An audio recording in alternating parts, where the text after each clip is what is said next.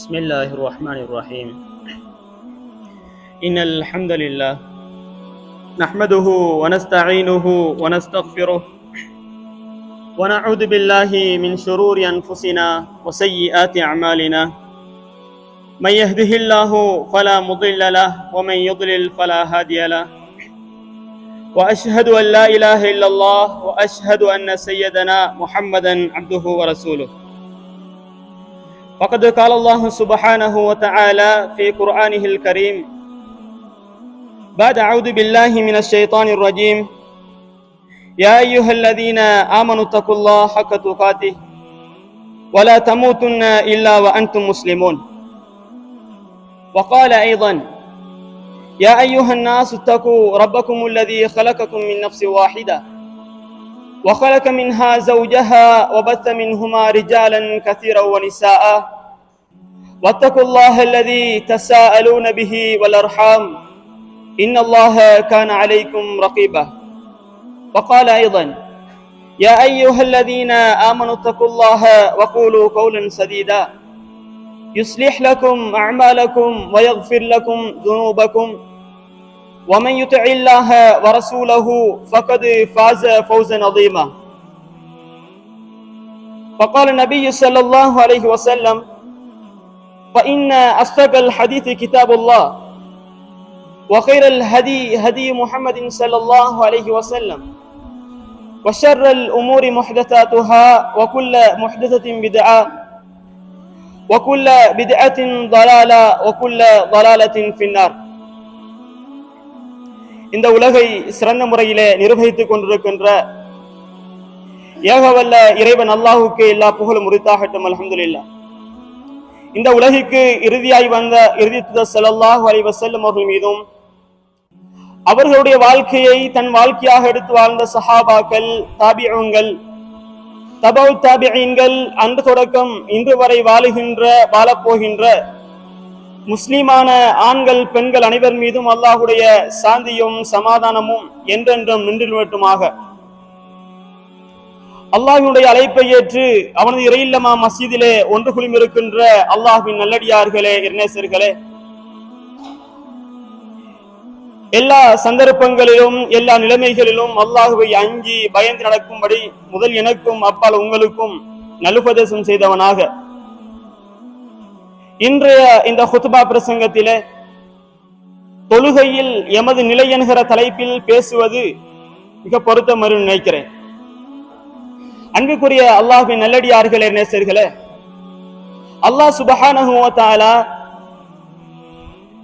அடியான் தன்னோடு நெருக்கத்தை ஏற்படுத்திக் கொள்ள வேண்டும், தன்னுடைய தொடர்பை அதிகரித்துக் கொள்ள வேண்டும் என்பதற்காக வேண்டி உலகத்திலே வாழுகிற போது பல்வேறுபட்ட இபாதத்துக்களை, வணக்க வழிபாடுகளை நம் மீது கடமையாக்கியிருக்கிறார்.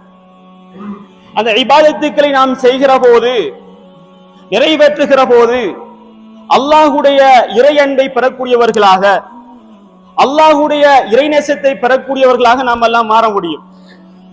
அந்த வகையிலேதான் அல்லாஹுடைய இறை அன்பையும் இறை தொடர்பையும் பெற்றுக்கொள்ளக்கூடிய ஒரு மிக முக்கியமான ஒரு இபாதத்தாகத்தான் தொழுகை இருக்கிறது.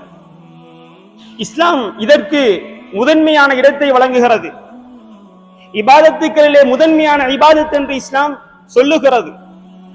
அந்த அளவுக்கு மிக முக்கியமான ஒரு இபாதத்தாகத்தான் இந்த தொழுகை இருக்கிறது. ஏன் இஸ்லாம் இந்த தொழுகைக்கு அந்த அளவுக்கு முக்கியத்துவம் கொடுக்கிறது? எதற்காக வேண்டி இந்த தொழுகை தொடர்பாக அடிக்கடி பேச வேண்டும் தெரியுமா? ஒரு மனிதனுடைய தொழுகை சீராகிவிட்டால், ஒரு மனிதன் தொழுகையை சரியான முறையிலே நிறைவேற்றிவிட்டால் ஏனைய அனைத்து இபாதத்துகளும் சரியாக அமைந்து விடுகிறது, ஏனைய அனைத்து காரியங்களையும் சரியாக செய்கிறான். இதன் காரணமாகத்தான் இஸ்லாம் தொழுகைக்கு அந்த அளவு முக்கியத்துவத்தை கொடுக்கிறது. அன்புக்குரியவர்களே, நபிகளா ஸல்லல்லாஹு அலைஹி வஸல்லம் தொழுகையை பற்றி வரைவிலக்கணப்படுத்துகிற போது தொழுகை என்றால் இதுதான் என்று சொல்கிறார்கள். எப்படி சொல்கிறார்கள் தெரியுமா? பைனர் ரஜுலி வ பைனல் குஃப்ரி வஷ்ஷிர்கி தர்குஸ் ஸலாஹ். தொழுகை என்றால் ஒரு மனிதனுக்கும் குஃப்ருக்கும் இடையிலான ஒரு வித்தியாசமாக, ஒரு மனிதனுக்கும் குஃப்ருக்கும் இடையிலான ஒரு தடை இருக்கும் என்று சொன்னால் அதுதான் தொழுகை. ஒரு மனிதனுக்கும் இணை வைப்புக்கும் இடையிலே ஒரு தடை இருக்கும் என்று சொன்னால் அதுதான் தொழுகை என்று அல்லாஹ்வுடைய தூதர் ஸல்லல்லாஹு அலைஹி வஸல்லம் தெளிவுபடுத்தினார்கள். எப்போதெல்லாம் ஒரு மனிதன், ஒரு முஸ்லிம் தொழுகையை விட்டு தூரமாக செல்கிறானோ, தொழுகையை விடுகிறானோ, அவன் நிராகரிப்பை நோக்கி சென்று கொண்டிருக்கிறான். எப்போது ஒரு முஸ்லிம் தொழுகையை விடுகிறானோ அப்போது இணை வைப்பின்பால் சென்று கொண்டிருக்கிறான் என்பதாக அல்லாஹ்வுடைய தூதர் ஸல்லல்லாஹு அலைஹி வஸல்லம் சொல்கிறார்கள். எனவேதான் அன்புக்குரியவர்களே, ஒரு முஸ்லிமை அவன் முஸ்லிம் என்று சொல்லுவதற்கு, முஸ்லிம் என்று அடையாளப்படுத்துவதற்கு மிக முக்கியமான ஒரு இபாதத்தாகத்தான் இந்த தொழுகை இருக்கிறது. இந்த தொழுகை விடயத்திலே எமது நிலைப்பாடு எப்படி இருக்கிறது? தொழுகையை எப்படி தொழுகிறோம்? என்னுடைய தொழுகையில் உயிரோட்டம் இருக்கிறதா? அல்லாஹ்வை பயந்தவனாக தொழுகை நிறைவேற்றுகிறேனா? அல்லாஹ் அக்பர் என்று தக்பீர் கட்டுகிற போது அல்லாஹ் மிகப்பெரியவன் என்கின்ற எண்ணம் உள்ளத்திலே வருகிறதா என்று நாம் எல்லாம் சிந்திக்க கடமைப்பட்டிருக்கிறோம். என்னுடைய தொழுகையின் நிலை என்ன என்று ஒவ்வொரு முஸ்லிமும் சிந்திக்க கடமைப்பட்டிருக்கிறோம். ஒவ்வொரு தினமும் ஒவ்வொரு நாளும் நான் தொழுகிற தொழுகை அல்லாஹ் ஏற்றுக்கொள்ளக்கூடிய தொழுகையாக இருக்கிறதா? அல்லாஹ் இந்த தொழுகையின் மூலமாக எனக்கு சுவனத்தை பரிசாக அளிப்பானா என்று ஒவ்வொரு முஸ்லிமும் சிந்திக்க கடமைப்பட்டிருக்கிறோம். அன்புக்குரியவர்களே, ஒரு தடவை அல்லாஹ்வுடைய தூதரத்திலே ஒரு மனிதர் வருகிறார், ஒரு தோழர் வருகிறார். வந்து கேட்கிறார், யா ரசூலல்லாஹ், ஐயுல் அமாலி அஃதல், அமல்களிலே மிகச் சிறந்தது எது யா ரசூலல்லாஹ் என்பதாக கேட்கிறார்.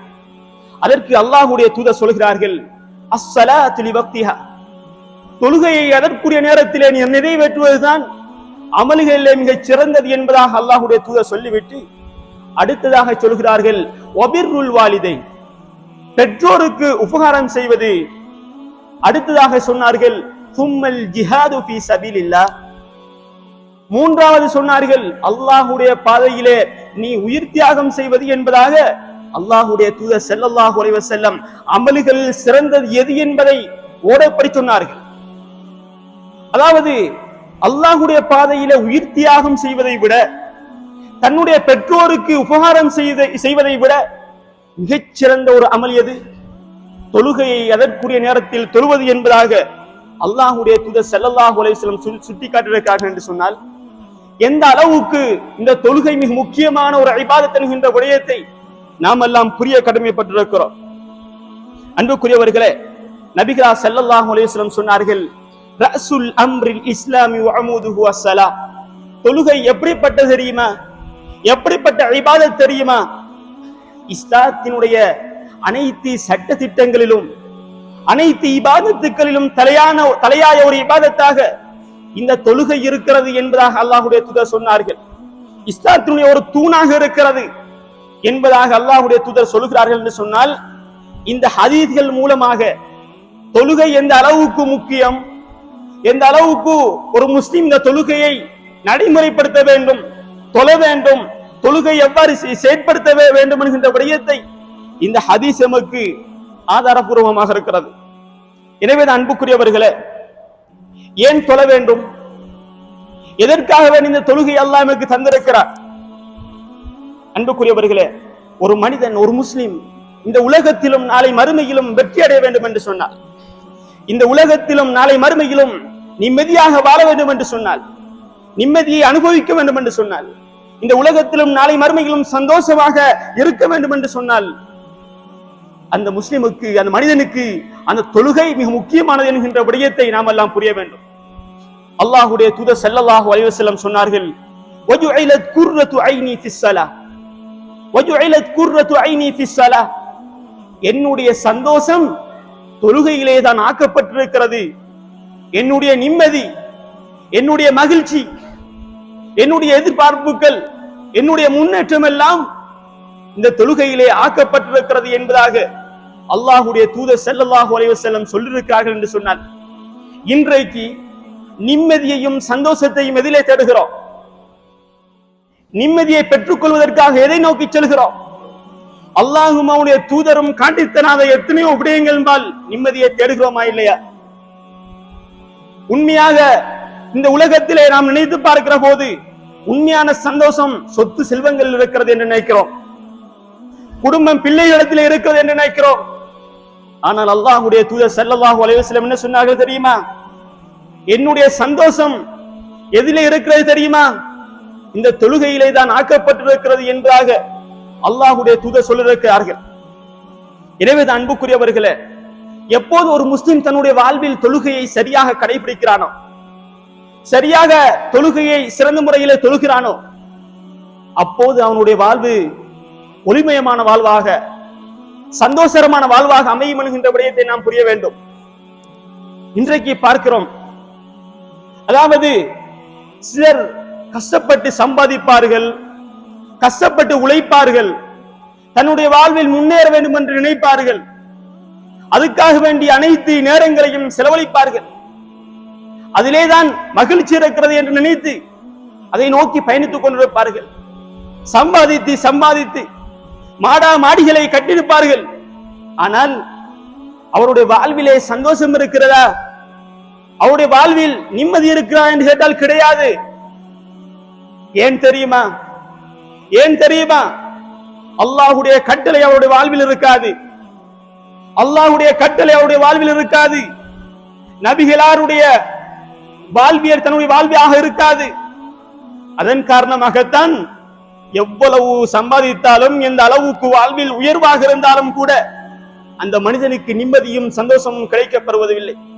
சில மனிதர்கள் இருக்கிறார்கள், அன்றாடம் தொழில் செய்வார்கள், அதாவது தான் செய்கிற தொழில் அன்றாடம் வாழ்வதற்கான அந்த வாழ்வாதாரம் போதும். அப்படி இருந்தும் சந்தோஷமாக தன்னுடைய வாழ்வை கழிப்பார்கள், சந்தோஷமாக இருப்பார்கள். அவர்களை பற்றி பார்க்கிற போது அவர்கள் அல்லாஹ்வுடைய கட்டளை சிறந்த முறையிலே நிறைவேற்றக்கூடியவர்களாக இருப்பார்கள். தொழுகை அவருடைய வாழ்விலே சிறந்த முறையிலே இருக்கும். நபிகளாருடைய வாழ்வியல் தன் வாழ்வியலாக கொண்டு வாழ்வார். அதன் காரணமாக அவருடைய வாழ்வு சிறந்த வாழ்வாக, நிம்மதியான வாழ்வாக இருக்கிறதை நாம் உலகத்திலே பார்க்கிறோம். எனவே கூறியவர்களே, இந்த உலகத்தில் ஒரு மனிதன் தொழுகை இல்லாமல் வாழ்கிறான் என்றால், தொழுகையை புறக்கணித்து வாழ்கின்றான் என்றால், அவனுடைய வாழ்வு எப்படி இருக்கும் என்பதை அல்லாஹ் அல் குர்ஆனிலே சொல்லி காட்டுகிறான். وَمَنْ أَعْرَضَ عَنْ ذِكْرِي فَإِنَّ لَهُ مَعِيشَةً ضَنكًا. அல்லாஹ் சொல்கிறான், யார் என்னுடைய ஞாபகத்தை விட்டு புறக்கணித்து வாழ்கிறார்களோ, இந்த திக்ர் என்ற வார்த்தைக்கு தஃப்சீர்களை அறிஞர்கள் சொல்கிறார்கள் தொழுகை என்பதாகும். தொழுகையை யாரெல்லாம் விட்டு புறக்கணித்து வாழ்கின்றார்களோ فَإِنَّ لَهُ مَعِيشَةً ضَنكًا, அப்படிப்பட்டவர்களுக்கு நெருக்கடியான வாழ்க்கை இருப்பதாக அல்லாஹ் சொல்கிறார். உண்மையில சிந்தித்து பார்ப்போம். என்னுடைய வாழ்வில் பிரச்சனை இருக்கிறதா? என்னுடைய வாழ்வில நெருக்கடி இருக்கிறதா? நான் செய்கிற பொருளாதார முயற்சிகளில் தோல்வி ஏற்படுகிறதா? நான் படிக்கிற படிப்பில எனக்கு முன்னேற்றம் இல்லையா? நாமெல்லாம் சிந்திக்க கடமைப்பட்டிருக்கிறோம். ஏன் எனக்கு இவ்வாறான தோல்விகள் வருகிறது? ஏன் இவ்வாறான பிரச்சனைகள் என்னை சூழ்ந்து கொள்கிறது? எதற்காக வேண்டிய அடிக்கடி இந்த பிரச்சனைகள் என்னை வந்து கொண்டே இருக்கிறது என்று நாம் எல்லாம் சிந்திக்க கடமைப்பட்டிருக்கிறோம். ஏன் காரணம் வரை நாம் சிந்திக்க கடமைப்பட்டிருக்கிறோம்? என்னுடைய தொழுகை சரியாக இருக்கிறதா? தொழுகையிலே நான் சிறந்த முறையிலே தொழுகிறேனா? அன்பிற்குரியவர்களே, இன்றைக்கு வெறுமனே தொழுகிறோம், ஏதோ சடங்குக்காக வேண்டி தொழக்கூடியவர்களாக இன்றைக்கு தொழுகிறோம். 4 ரகாத்துக்களை 2 ரகாத்துக்களை ஏதோ அசைந்து விட்டு செல்லக்கூடியவர்களாக இன்றைக்கு தொழுகிறோம். எங்களுடைய தொழுகை அல்லாஹ் என்னை பார்க்கிறான் என்ற எண்ணத்தோடு அமைகிறதா? அல்லாஹ் என்னை பார்த்து கொண்டிருக்கிறான். அன் தஅபுதல்லாஹ கஅன்னக தரா ஃபஇன் லம் தகுன் தராஹு ஃபஇன்னஹு யராக். அல்லாஹ் பார்க்காவிட்டாலும் அல்லாஹ் பார்ப்பதாக நினைத்து அல்லாஹ்வை வணங்க வேண்டும். அந்த எண்ணம் தொழுகையில் எனக்கு இருக்கிறதா? ஏதோ 4 ரகாத்துக்களை தொழுதால் சரி என்று தொழுது விட்டு செல்கிறோம். வெறுமனே எங்களுடைய உடம்பு மாத்திரம் பள்ளியில் இருக்கிறது, உள்ளம் அல்லாஹ்வோடு தொடர்படுகிறதா என்றால் கிடையாது. இப்படிப்பட்ட தொழுகையாளிகள் எப்படி தொழுதாலும் அந்த தொழுகையிலே ஒருபோதும் பிரயோசனம் கிடையாது என்ற விடயத்தை நாம் எல்லாம் புரிய கடமைப்பட்டிருக்கிறோம். எனவே தான் அன்புக்குரியவர்களே, எங்களுடைய வாழ்வில் பிரச்சனை வருகிறதா, கஷ்டம் வருகிறதா என்ற விடயங்களை நாம் யோசிக்கிற போது என்னுடைய தொழுகை சரியாக இருக்கிறதா என்று நாம் எல்லாம் சிந்திக்க கடமைப்பட்டிருக்கிறோம். அதே போன்று அல்லாஹ் 2 விடயங்களை சொல்லுகிறான் அல் குர்ஆனிலே. இந்த உலகத்தில் மனிதன் வாழ்வதன் நோக்கம் எது என்று கேட்டால் இதைத்தான், அந்த 2 விடயங்களை தான் சொல்லுவார்கள். எதற்காக வேண்டி சம்பாதிக்கிறீர்கள் என்று கேட்டால் இதைத்தான் சொல்லுவார்கள். என்ன விடயம் அல்லாஹ் சொல்கிறான், யா அய்யுஹல்லதீன ஆமனு, ஈமான் கொண்ட விசுவாசிகளே, லா துல்ஹிக்கும் அம்வாலுக்கும் வலா அவுலாதுக்கும் அன் திக்ரில்லாஹ், உங்களுடைய சொத்து செல்வங்கள், உங்களுடைய குடும்பம், பிள்ளைகள் உங்களை ஒருபோதும் மறக்கடிக்க விட வேண்டாம். எதை விட்டு? அல்லாஹ்வுடைய ஞாபகத்தை விட்டு ஒருபோதும் இவை 2ம் உங்களை மறக்கடிக்க கூடாது என்பதாக அல்லாஹ் எச்சரிக்கையாக சொல்கிறான். அன்புக்குரியவர்களே, சாதாரணமாக சிந்தித்து பார்ப்போம். இந்த உலகத்தில் எங்களுடைய கால நேரங்கள் எல்லாம், இந்த உலகத்தில் எங்களுடைய அனைத்து செயற்பாடுகளும் எதை நோக்கி சென்று கொண்டிருக்கிறது? எதை நோக்கமாக கொண்டு செயல்படுகிறோம்? ஒன்று சொத்து செல்வங்களை சேர்க்க வேண்டும், குடும்பம் பிள்ளைகளை பராமரிக்க வேண்டும். இந்த 2 விடயங்களுக்காக வேண்டிதான் எங்களுடைய வாழ்க்கை சுழன்று கொண்டிருக்கிறது. சாதாரணமாக சிந்திப்போம். எங்களுடைய அனைத்து நேரங்களும் எதற்காக? இன்றைக்கு படிக்கக்கூடிய ஒருவரை பார்த்து கேட்டால், எதற்காக படிக்கிறீர்கள்? எதிர்காலத்திலே நான் சிறந்த முறையில் சம்பாதிக்க வேண்டும். ஒரு விவசாயிடம் கேட்டால், எதற்காக அதிகமாக விவசாயம் செய்கிறீர்கள்? நான் அதிகமாக சம்பாதிக்க வேண்டும், குடும்ப பிள்ளைகளை பாதுகாக்க வேண்டும், பராமரிக்க வேண்டும். இப்படித்தான் ஒவ்வொரு மனிதர்களும் சொல்லுவார்கள். எனவே அன்புக்குரியவர்களே, இன்றைக்கு இந்த சொத்து செல்வத்தை சேர்ப்பதற்காக, குடும்பத்தை பராமரிப்பதற்காக எத்தனையோ அல்லாஹ்வுடைய கட்டளைகளை அலட்சியப்படுத்துகிறோம். இன்றைக்கு எத்தனையோ தொழுகைகள் வீணடிக்கப்படுகிறது. எதற்காக வேண்டி? குடும்பத்துக்காக வேண்டி, சொத்து செல்வங்களை சேர்ப்பதற்காக வேண்டி இன்றைக்கு எத்தனையோ தொழுகைகளை பாழாக்கியவர்களாக இன்றைக்கு இருக்கிறோம்.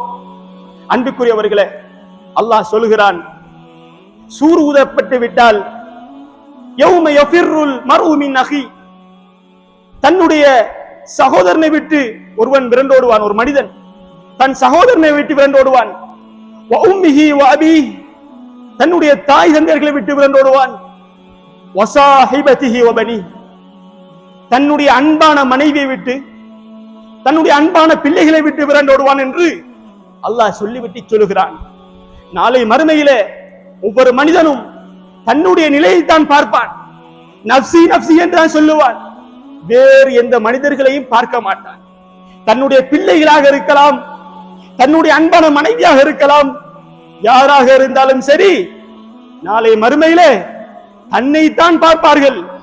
தன்னுடைய நிலைமையைத்தான் அவர்கள் கவனித்துக் கொண்டிருப்பார்கள். இன்றைக்கு தன்னுடைய குடும்பத்துக்காக வேண்டி உழைக்கிறோம். எத்தனையோ தொழுகைகளை அலட்சியப்படுத்துகிறோம். குடும்பம் குடும்பம் என்று ஓடுகிறோம். ஆனால் அல்லாஹ்வுடைய கட்டளைகளை புறக்கணித்தவர்களாக இன்றைக்கு வாழ்ந்து கொண்டிருக்கிறோம். அன்புக்குரியவர்களே, நாம் ஒன்றை சிந்திக்க வேண்டும். நான் செய்கிற இபாதத் தான் என்னை அல்லாஹ்வுடைய தண்டனையிலிருந்து பாதுகாக்கும் என்கின்ற விடயத்தை நாம் புரிந்து கொள்ள வேண்டும். வெறுமனே அதாவது குடும்பத்தை பாதுகாக்க வேண்டும், பராமரிக்க வேண்டும். இஸ்லாம் அதனை இபாதத் என்று சொல்லுகிறது. சொத்து செல்வங்களை சேர்க்க வேண்டும், அதை நல்ல முறையிலே சேர்க்கிற போது அதையும் இபாதத் என்று சொல்லுகிறது. எனவே அன்புக்குரியவர்களே, எங்களுடைய குடும்பத்தை பராமரிப்பதாக இருந்தாலும் சரி, சொத்து செல்வங்களை சேர்ப்பதாக இருந்தாலும் சரி, எப்போது அல்லாஹ்வுடைய கட்டளைகள் நடைமுறைப்படுத்துவதற்கு பிறகு இந்த 2 விடயங்களை நாம் செய்கிறோமோ, அதுதான் நமக்கு இந்த உலகிலும் நாளை மறுமையிலும் விமோசனத்தை தரக்கூடியது என்கின்ற விடயத்தை ஒவ்வொரு முஸ்லிமும் நினைத்து வாழக்கூடியவர்களாக இருக்க வேண்டும். அன்புக்குரியவர்களே, நபிகளார் ஸல்லல்லாஹு அலைஹி வஸல்லம் அவருடைய தோழர்களும் இந்த தொழுகை விடயத்திலே எந்த அளவுக்கு கவனமாக இருந்திருக்கிறார்கள். நபிகளார் ஸல்லல்லாஹு அலைஹி வஸல்லம் அதாவது நஃபீலான தொழுகையை கூட கால் வீங்குகின்ற அளவுக்கு தொழுது இருக்கிறார்கள் என்றால், இன்றைக்கு பரலான தொழுகை விடயத்திலுமே நிலைப்பாடு என்ன? பரலான தொழுகையில் 5 நேர தொழுகையும் சரியாக நிறைவேற்றுகிறோமா? அதற்குரிய நேரத்தில் நிறைவேற்றுகிறோமா? அது எமது சமூகத்திலே குறைந்த ஒரு விடயமாகத்தான், எமது சமூகத்தில் இயலாத காரியமாகத்தான் இன்றைக்கு இருக்கிறது. அன்புக்குரியவர்களே, ஒரு சம்பவத்தை சொல்லுகிறேன். அல்லாஹ்வுடைய தூதருடைய பாசரிலே வளர்ந்த சஹாபாக்கள் சமூகம் தொழுகை விடயத்திலே எப்படி இருந்திருக்கிறார்கள்? எமக்கு தெரியும் உமர் ரலியல்லாஹுடைய மரணம். உமர் ரலியல்லாஹு அவர்கள் ஒரு தடவை சுபஹ் தொழுகையை தொழுவிக்கிறார்கள், சுபஹ் தொழுகை இமாமத் செய்கிறார்கள்.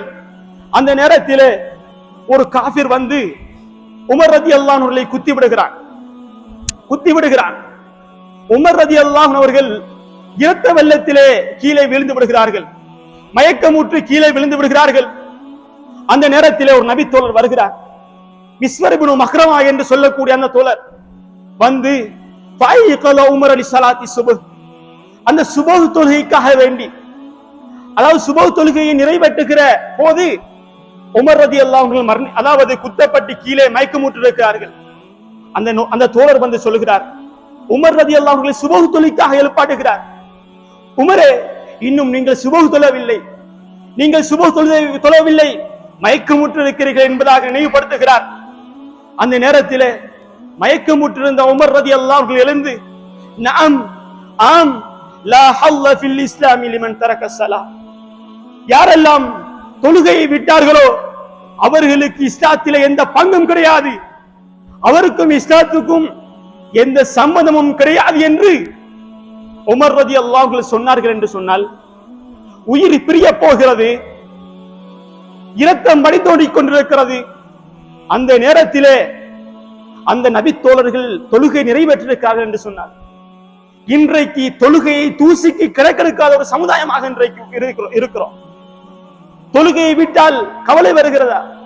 ஒரு நேர தொழுகை என்னை விட்டு சென்றால் கவலை வருகிறதா? அன்புக்குரியவர்களே, தொழுகை விடயத்திலே கவனமாக இருப்போம். அல்லாஹ் சுப்ஹானஹு வ தஆலா ஒரு வசனத்திலே சொல்லுகிற போது, ஃபഖலஃப மின் பஅதிஹிம் கல்ஃபுன் அலாஉஸ் ஸலாத வத்தபஉ ஷஹவாதி ஃபஸௌஃப யல்கௌன கய்யா. அல்லாஹ் சொல்கிறான், பின்னால் சிலர் வருவார்கள். அவர்கள் எப்படிப்பட்டவர்கள் தெரியுமா? அலாஉஸ் ஸலா, தொழுகையை வீணடிப்பார்கள். தொழமாட்டார்கள் என்று அல்லாஹ் சொல்லவில்லை, தொழுவார்கள். ஆனால் தொழுகையிலே தொழுகை வீணடிப்பார்கள், தொழுகையை பாழாக்குவார்கள். அப்படிப்பட்டவர்கள் ஃபஸௌஃப யல்கௌன கய்யா, நாளை மறுமையிலே கய்யா என்கின்ற அந்த நரக ஓடையை சந்திப்பார்கள் என்பதாக அல்லாஹ் சொல்கிறான். ஏன் தொழுதவர்களுக்கு நரகமா? தொழுதவர்களுக்கு என்று சக்கரன் ஒரு, அதாவது கய்யா என்கின்ற நரகத்தை அல்லாஹ் வைத்திருக்கிறானா? ஏன் காரணம்? நாம் தொழுகிற தொழுகை அதாவது அல்லாஹ் பார்க்கிறான் என்ற எண்ணத்தோடு அமையவில்லை, அல்லாஹ்வுக்காக வேண்டி அமையவில்லை. ஃபவைலுல் லில் முஸல்லீன், அல்லாஹ் இன்னொரு வசனத்திலே சொல்லுகிறான், தொழுகையாளிகளுக்கு கேடு, தொழாதவர்களுக்கு கேடு என்று சொல்லவில்லை, அதாவது தொழுகிறவர்களுக்கு கேடு என்று அல்லாஹ் சொல்கிறான். அல்லதீனஹும் அன் ஸலாத்திஹிம் சாஹூன், பிறர் பார்ப்பதற்காக வேண்டி தொழுவார்கள். அல்லதீனஹும் யுராவுன், அதாவது அவருடைய தொழுகையில் பராமுகமாக இருப்பார்கள், பிறர் பார்ப்பதற்காக வேண்டி தொழுவார்கள். இப்படிப்பட்ட தொழுகையாளிகளுக்கு அல்லாஹ் கேடு என்று சொல்லுகிறான். இன்றைக்கு என்னுடைய தொழுகையினுடைய நிலை என்ன? நான் தொழுதும் அந்த கையா என்ற நரகத்தை சந்திக்க போகிறேன். அன்புக்குரியவர்களே, எங்களுடைய தொழுகையை சிறந்த முறையில் அமைத்துக் கொள்வோம். அல்லாஹும் அவனுடைய தூதரும் எப்படி காட்டி தந்தார்களோ அப்படி என்னுடைய தொழுகை அமைகிற போதுதான் அல்லாஹ்விடத்திலே ஏற்றுக்கொள்ளப்பட்ட தொழுகையாக அந்த தொழுகை அமைகிறது என்கின்ற விடயத்தை நாம் புரிந்து கொள்ள வேண்டும். அல்லாஹ்வுடைய தூதர் ஸல்லல்லாஹு அலைஹி வஸல்லம் சொன்னார்கள், நாளை மறுமையிலே முதலாவதாக ஒரு அடியானத்திலே கேட்கப்படக்கூடிய விசாரிக்கப்படக்கூடிய விடயம் எது தெரியுமா? அல்லாஹ்வுடைய தூதர் ஸல்லல்லாஹு அலைஹி வஸல்லம் சொன்னார்கள், அதுதான் அஸ்ஸலா, தொழுகை. நாளை மறுமையிலே ஒரு அடியானத்திலே முதலாவது விசாரிக்கப்படுவது தொழுகை பற்றி. ஃபைன் ஸலுஹத், அந்த தொழுகை சீராக அமைந்து விட்டால், தொழுகை சம்பந்தமாக கேட்கப்படக்கூடிய அந்த விசாரணை அவனுக்கு சீராக அமைந்து விட்டால், அதற்கு பிறகுள்ள அனைத்து கட்டங்களும் அவனுக்கு சீராக அமையும், அவன் சுவனத்துக்குரிய மனிதனாக மாறுவான் என்றபடியாக அல்லாஹ்வுடைய தூதர் இந்த ஹதீஸிலே சொல்கிறார்கள். எவருடைய விசாரணை தொழுகை சம்பந்தமாக கேட்கக்கூடிய விசாரணையிலே குளறுபடிகள் வந்துவிட்டால், பிரச்சனைகள் வந்துவிட்டால், ஃபகத் ஹாப வ ஹஸிர், அதற்கு பிறகு அவருக்கு நஷ்டமே நஷ்டம். அதற்கு பிறகு உள்ள அனைத்து கட்டங்களிலும் நஷ்டத்தையே அனுபவிப்பார் என்பதாக அல்லாஹ்வுடைய தூதர் ஸல்லல்லாஹு அலைஹி வஸல்லம் சொல்கிறார்கள் என்று சொன்னால், அன்புக்குரியவர்களே, இஸ்லாத்தினுடைய ஒரு மிக முக்கியமான ஒரு அம்சமாக நாளை மறுமையிலும் முதலாவதாக விசாரிக்கப்படக்கூடிய ஒரு இபாதத்தாக, வணக்கமாக இந்த தொழுகை இருக்கிறது. எப்போது இந்த உலகத்திலாக இருந்தாலும் சரி, நாளை மறுமையிலாக இருந்தாலும் சரி, தொழுகை விடயத்திலே நாம் சரியாக இருந்துவிட்டால் இந்த உலகத்திலும் வெற்றி அடைவோம், நாளை மறுமையிலும் வெற்றி அடையக்கூடியவர்களாக மாற முடியும். அதே போன்று அல்லாஹ் எப்படி தொழக்கூடியவர்களுக்கு, நேரம் தவறி தொழுகை நிறைவேற்றக்கூடியவர்களுக்கு அல்லாஹ் கையா என்கின்ற நரகத்தை வைத்திருக்கிறானோ, அதே போன்று இந்த உலகத்தில் தொழாமல் சிலர் இருப்பார்களே, வெறுமனை ஜும்மாவுக்கு மாத்திரம் தொழுகை நிறைவேற்றக்கூடியவர்களாக இருப்பார்களே, வெறுமனை பெருநாள் தொழுகை தான் அவருடைய தொழுகை என்று இருக்குமே, அப்படிப்பட்டவர்களுக்கு ஒரு நரகத்தை அல்லாஹ் வைத்திருக்கிறான். மா சலககும் ஃபீ சக்கர். நாளை அந்த மறுமையிலே நரகவாசிகளை பார்த்து சுவர்க்கவாசிகள் கேட்பார்கள், மா சலககும் ஃபீ சக்கர், இந்த சக்கர் என்ற நரகத்திலே உம்மை நுழைவித்தது எது என்பதாக கேட்பார்கள்.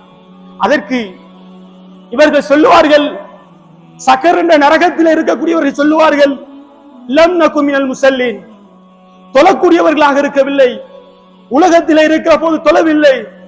தொழுகையை பற்றி சொன்னார்கள், தொழுகையுடைய பிரதிபலன்களை பற்றி சொன்னார்கள். தொழுகையை விட்டால் இதுதான் அல்லாஹ் வழங்கக்கூடிய நரகம் என்று சொன்னார்கள். ஆனால் லம் நகு மினல் முஸல்லீன், நாங்கள் தொழுகையாக இருக்கவில்லை என்பதாக சொல்லுவார்கள். எனவே அன்புக்குரியவர்களே, தொழுகை விடயத்திலே கவனமாக இருப்போம். அதே போன்று அல்லாஹ் தொழாதவர்களை நாளை மறுமையிலே ஒரு வித்தியாசமான முறையிலே கேவலப்படுத்துவார். எப்படி தெரியுமா? நாளை மறுமையில் எல்லா மக்களும் கூடியிருக்கிற நேரத்திலே அல்லாஹ் எல்லாரையும் அழைத்து சொல்லுவான், எனக்கு சுஜூது செய்யுங்கள் என்பதாக. சுஜூது செய்யும்படி அல்லாஹ் சொல்லுவான்.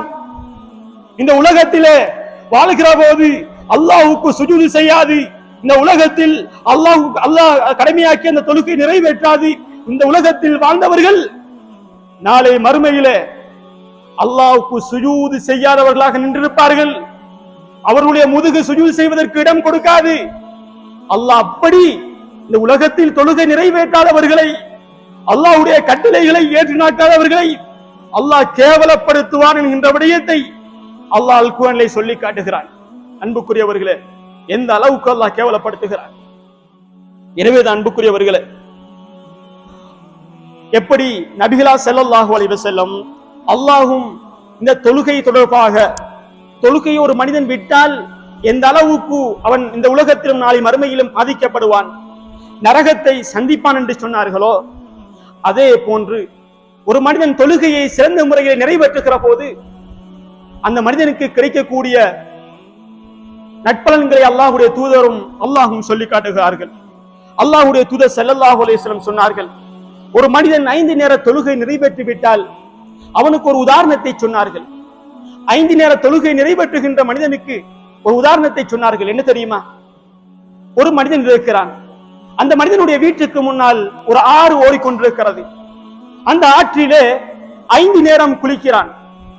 5 நேரம் குளிக்கிற போது அவனுடைய உடம்பில் எந்த அழுக்குகள் இல்லாமல் எப்படி இருப்பானோ, சுத்தமாக இருப்பானோ, அதே போன்றுதான் ஒரு மனிதன் 5 நேர தொழுகையும் சரியாக நிறைவேற்றுகிற போது அல்லாஹ் அவனுடைய பாவங்களை அழிக்கிறான், அவனை தூய்மைப்படுத்துகிறான் என்பதாக அல்லாஹ்வுடைய தூதர் ஸல்லல்லாஹு அலைஹி வஸல்லம் சொன்னார்கள். அதே போன்று அல்லாஹ்வுடைய தூதர் இன்னொரு ஹதீஸிலே சொல்லுகிற போது, ஒரு மனிதன் 5 நேர தொழுகையை சரியாக நிறைவேற்றுகிறான், அதற்குரிய நேரத்தில் நிறைவேற்றுகிறான், நேரம் தவறாது அதற்குரிய நேரத்திலே தொழுகையை நிறைவேற்றுகிறான். அப்படிப்பட்ட மனிதனுக்கு அல்லாஹ் சொல்கிறான், அவனை சுவனத்திலே நுழைவிப்பதற்கு அல்லாஹ் ஒப்பந்தம் செய்வதாக அல்லாஹ்வுடைய தூதர் ஸல்லல்லாஹு அலைஹி வஸல்லம் சொல்கிறார்கள். எனவேதான் அன்புக்குரிய அல்லாஹ்வின் நல்லடியார்களே, உலகத்திலே வாழ்கிற போது தொழுகையை சிறந்த முறையில் நிறைவேற்றக்கூடிய நல்ல முஸ்லிம்களாக வாழுவோம், தொழுகையை நல்ல முறையில் கடைபிடிக்கக்கூடியவர்களாக மாறுவோம். அல்லாஹ் சுப்ஹானஹு வ தஆலா எம் அனைவருக்கும் அருள் புரிவானாக. வ ஆகிரு தவானா அல்ஹம்துலில்லாஹி ரப்பில் ஆலமீன்.